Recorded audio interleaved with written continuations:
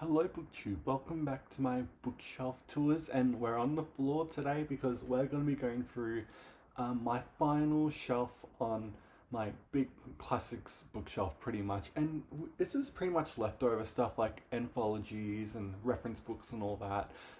And the next bookshelf I'm moving on to is going to be the 1800 shelf, and that is going to be very intimidating to film because there's just so much. So get ready for those long videos. But anyway, let's get to this bottom shelf here. So the first thing I have is a bunch of books on Augustine. I have Augustine, Conversions and Confessions here. This is a biography of a biography pretty much, because this is about Augustine writing the Confessions and what was going on in his life and the time period he was writing in. Very interesting. If you're a nerd like I am when it comes to Augustine, you'll have read this already. This is essential reading. And then I also have a Augustine book I read in December too. This was a biography by Peter Brown. Everyone talks about this. I read it and I really enjoyed it too. I still think I prefer Conversions and Confessions just because I find it just a bit more detailed, but you can't go wrong with both of these two. So I have those. And then I have a biography, author biography I haven't gotten to yet. And I really want to. It's Cervantes, a biography by William Byron here. I've always wanted to do a biography on Cervantes because he had such an interesting life, and I know like the main information you know about his life, but I've never actually delved into a book about his life. So I feel like this is the only one I can find really about him, because I'm shocked how little biographies there are about Cervantes, but I found this one, so we'll see how we go with it.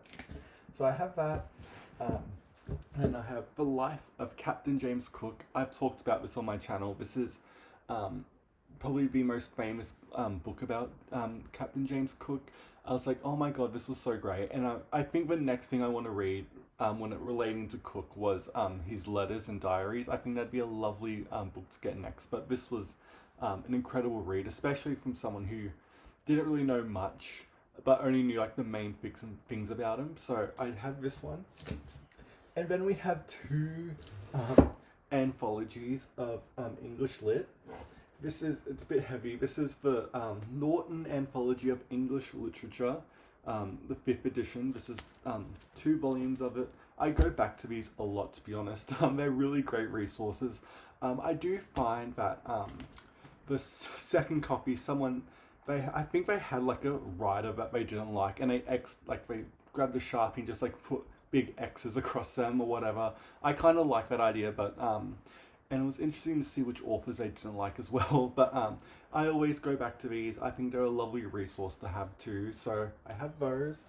And then we hit a bit of a weird shrine moment, because I have a handful of books by Harold Bloom, because I was like, I refused to buy him because his books are so expensive retail. And I found him at a tip pretty much, just a bunch of his books. And I was like, I'll give him a try because I've seen a lot of his interviews, and again, everyone knows who he is. So, and I kept the ones I like. I have a lot more literary criticism and all that on ebooks. I just don't find them out in the wild, but the only reason I have these is because I found them at a tip, and I was like, I'll keep them.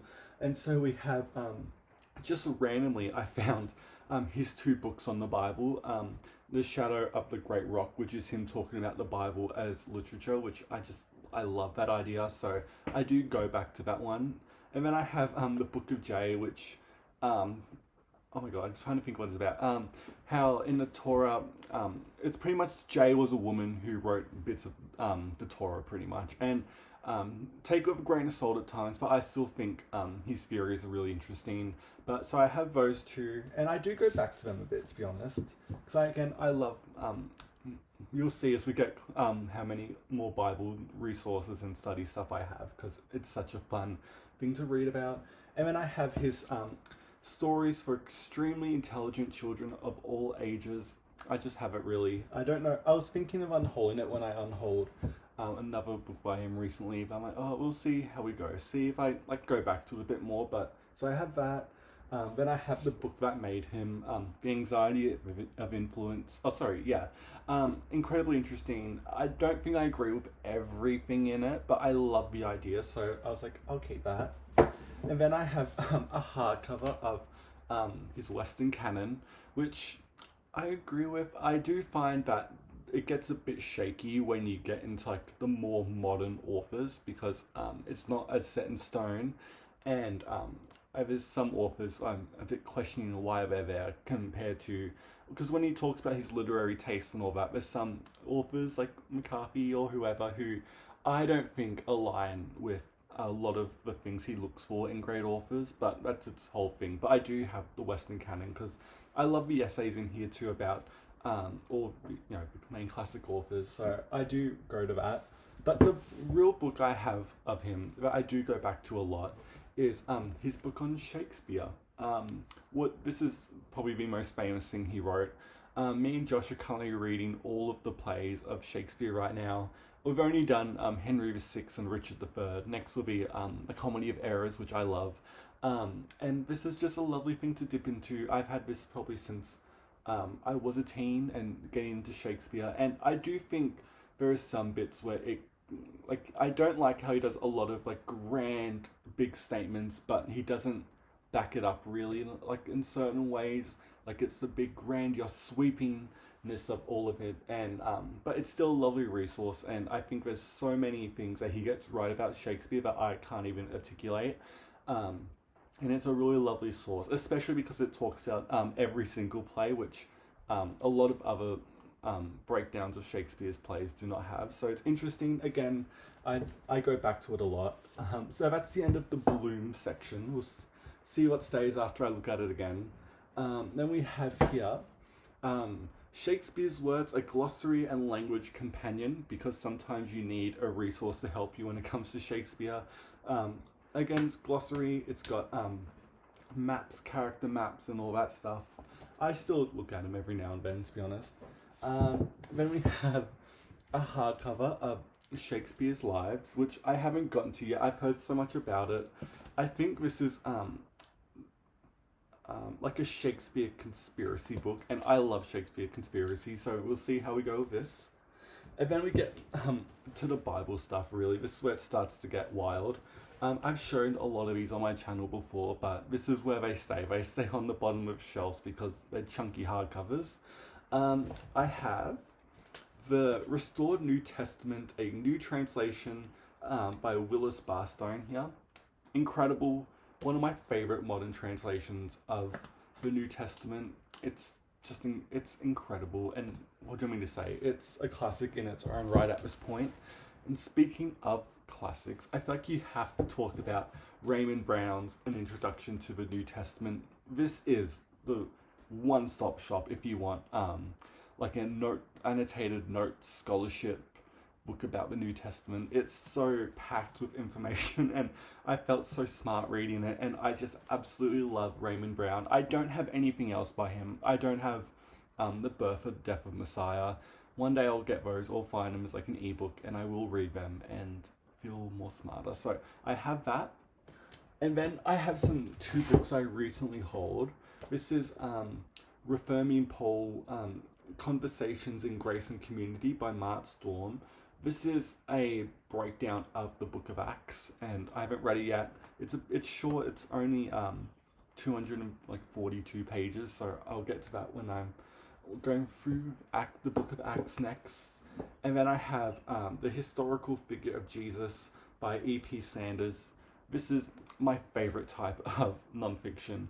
Jesus books where they talk about how the image of Jesus grew over time and how it changed, and with different cultures coming in, and how it's just so incredibly interesting. We'll get to those books, trust me. They're in non-fiction station, but I randomly have these here because I don't have room on that shelf. So I have this one too. I'll put that there because we're going to pull out some big ones here. This is the complete translation of the Hebrew Bible by Robert Alter. I read this last year. It took me like 2 months. Incredible. It's probably my favorite I know I said how much I love Barstone and his notes and all that, but Robert Alter's on a different level. This man is thinking of stuff I haven't even thought of when it comes to the Old Testament, and it's just incredible. And again, I think because it is like a Jewish perspective too, so it doesn't have his notes aren't talking about the New Testament as much, so it's more directly focused on the text of the Old Testament, which I love a lot, and I find that really more interesting and helpful. But yeah, Robert Alter, oh my god, it's incredible. I made a video of it on Holy Sunday once, and I know that was just first impressions, but it's probably one of my favorite things ever. Then we have another Bible here. This is massive. This is the English Bible, the Old Testament. This is edited by Herbert Marks. This is a famous edition of the Bible. It is absolutely massive. It is, and it's got maps. It's literally got everything you want in it. It's only like a very slim, I can find that last page, including notes and everything, 2,267 pages, so like a lovely afternoon read. It's nice and floppy too, of course, so you're not breaking a spine if people care about that. Notes, I read bits of it over the years. I haven't done a full sit-down reading of all of it, but I love it. I go back to it every now and then. And I have actually brought this one out on buses too, just randomly to see friends, and yeah, it's a bit of a weird one to carry, but I've done worse. Then the last book we're talking about on the bottom shelf today is a massive Globe illustrated Shakespeare. I found this at an op shop. It's absolutely insane. The complete work's annotated, and what's most lovely is how illustrated it is too. This is, again, only a slim 2,364 pages. So, again, some light reading before bed. But I just opened it to Henry VI just casually. And this is what it looks like. It's very pretty and old. And the illustrations are just incredible. I do want to do... I want to read a play from here while me and Josh are reading Shakespeare's plays. I don't know what one I'm going to do, because I always just use my complete works over here, or audiobook it, to be honest. But I don't know, so I'll figure out what plays I want to do, like a lovely illustrated. I'll do like a night of it or whatever. But yeah, that those are all the books on the last shelf of my classics. There's a lot going on here, and yeah, let me know what you think about the books I've mentioned, and we'll move on in the next video to the 1800s. But thank you so much for watching BookTube, and I will see you next time.